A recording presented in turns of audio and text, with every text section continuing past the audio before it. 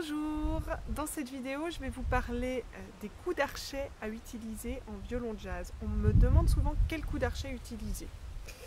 Alors bon, déjà la bonne et la mauvaise nouvelle en même temps, c'est que vous pouvez choisir vos coups d'archet.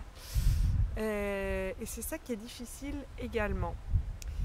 Le but en fait c'est de trouver les coups d'archet avec lesquels vous êtes le plus à l'aise.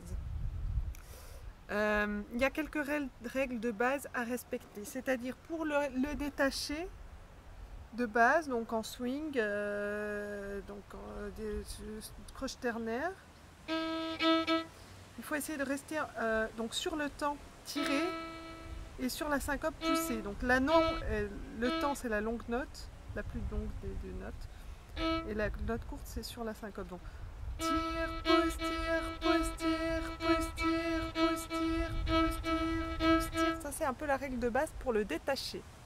Concernant le legato, on va chercher à lier les notes par deux, mais donc on va pas les lier comme on pourrait le penser, donc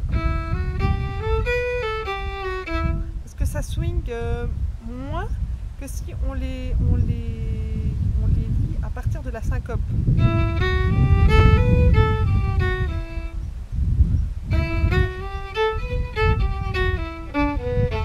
Ça swing plus que...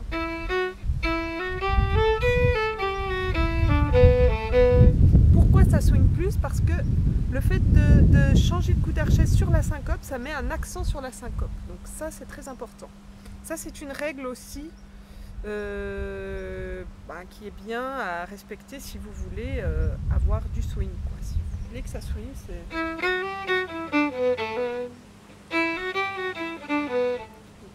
Ensuite, n'oubliez pas les ghost notes.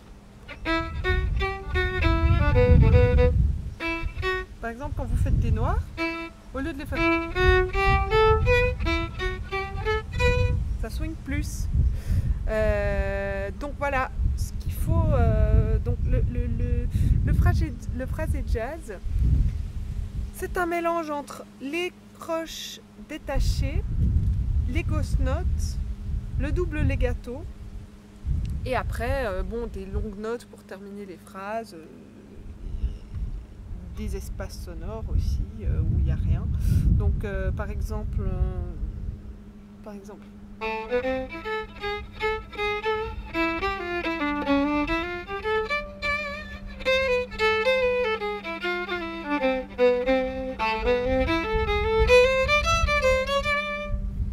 j'ai fait le début de la grille de minor swing, les 8 premières mesures.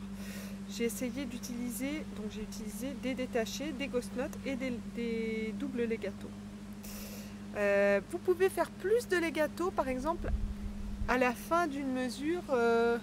Par exemple, si vous n'avez pas envie de faire ça, par exemple, on va faire ça. Par exemple, cette phrase. Vous ne voulez pas les faire en détaché, mais vous ne voulez pas la faire en legato non plus parce que vous avez envie de mettre le quatrième doigt. Donc vous pouvez très bien faire un triple legato.